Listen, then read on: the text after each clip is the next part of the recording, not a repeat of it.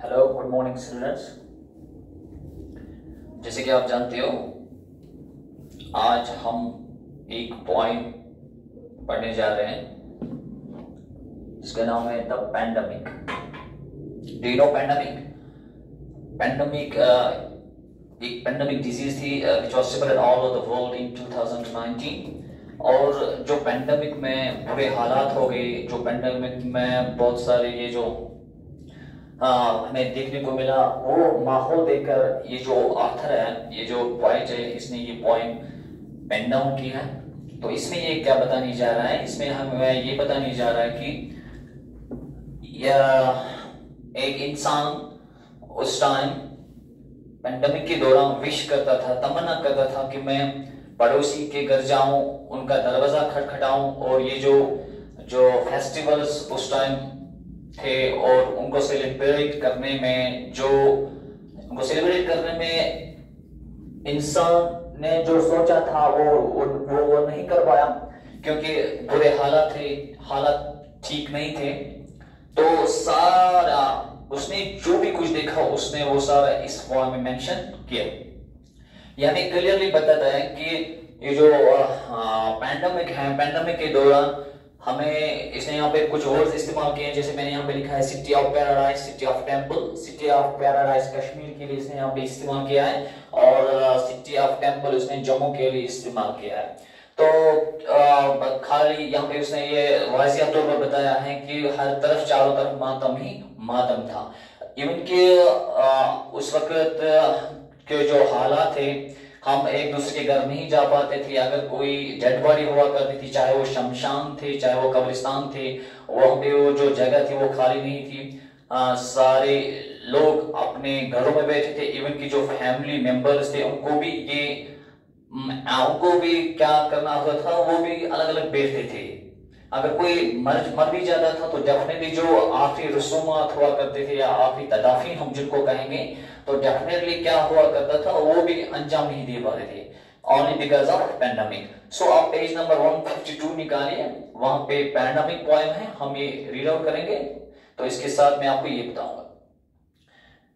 Page number 152। Longing for a knock at the door, this eve too passed under siege, paralyzed the city of paradise, quietly witnessed the withering of blossoming flowers. Asleep the city of temples, alone mourned the death of sparkling faces, ambushed in the mesh of fear, no requiem held for the dead, harassed in darkness, my pained heart pounds at the tormenting images flashing from the television screen, people gasping for breath, young bodies on ventilators, on the burning piles, wafting into dense smoke. There is no space at the shamshans, at the kabristans, and money floating on the banks of a river. My soul devastates desks. Will the night of sorrows ever end? Will the sun of the rise again? Will the breeze of hope blow again? Will the scent of flowers spread again? Will the spring of colors splash again? Will the bird of love sing again? The songs of love, of joy, of life. So dear students, इस point में ये जो point है, ये क्या हमें बताने की कोशिश करता है? हमें यही बताने की कोशिश करता है कि इस पैंडेमिक के दौरान जो हालात थे, एक इंसान ये चाहता था कि हम एक दूसरे के घर जाएं, एक दूसरे के घर जाके ये ईद सेलिब्रेट करें, ये फेस्टिवल्स अच्छी तरह से सेलिब्रेट करें, लेकिन माहौल देकर उस टाइम के जो हालात थे वो हालात देकर इजाजत नहीं था। और साथ साथ में जो उस टाइम जो ईद थी वो भी सीज में चली गई। Do you know seize means isolation और सेपरेशन, यानी हम उर्दू में ये कह सकते हैं कि नाकाबंदी थी। बाय फोर्स हमको अंदर बिठाया जाता था, क्योंकि you know there was pandemic disease all over the world. और साथ साथ में ये बताने की कोशिश करता है कि जो सिटी ऑफ पैराडाइज, यानी यहाँ पे जिक्र हुई है कश्मीर की जो हालत थी, वो पैरालाइज, मोशनलेस, वो पैरालाइज हो चुके थे। घरों से बाहर नहीं आते थे। खाली हमें क्या देखने को मिलता था, खाली डेड बॉडीज खाली हमें डेड बॉडीज को देखने को मिलता था एवरी साइड। और साथ साथ में यहाँ पे सिटी ऑफ टेम्पल किसने जिक्र किया, यानी जम्मू की बात। इवन की कश्मीर में भी बुरे हालात थे, जम्मू में भी बुरे हालात थे, इसके साथ साथ ही पूरे ऑल ओवर द वर्ल्ड में ऐसे हालात है। लेकिन यहाँ पे पॉइंट नहीं, थोड़ा कुछ पर्टिकुलर नाम्स यहाँ पे मेंशन किए हैं, जैसे कश्मीर, जम्मू के लिए इसने यहाँ पे एकदम इसकी इस्तेमाल की है सिटी ऑफ टेम्पल। जम्मू में भी क्या जो थे लोग थे वो सो चुके थे, चारों तरफ माहौल था, खाली मातम था और कुछ नहीं था। और लोग इस चीज में एंगेज थे, किसमें, मैश ऑफ फेयर। लोग इस डर में थे, लोग फंस चुके थे, ambition in the mash of fair. लोग इस मुसीबत में फंस चुके थे। Now came held for the dead। अगर कोई मर भी जाता था तो डेफिनेटली वहां पे जो हमारे हर एक को अपने अपने रसूमात होते हैं, आखिरी रसूमात होते हैं, डेफिनेटली उनको रेक्यू वहां पे हेल्ड नहीं किया जाता। यानी जो मातम के गीत जो होते हैं, जो हम अपने कस्टम होते हैं कि मरने के घर पे मरते वक्त जब हम किसी के घर जाते हैं तो डेफिनेटली वहां पे हम उसके लिए उसको कंसोल करते हैं, तसल्ली देते हैं। किसी को इजाजत नहीं थी, ओनली बिकॉज ऑफ पैंडेमिक। तो आगे हमें पॉइंट ये हमें बताने की कोशिश करता है कि has in darkness my pan hot pounds.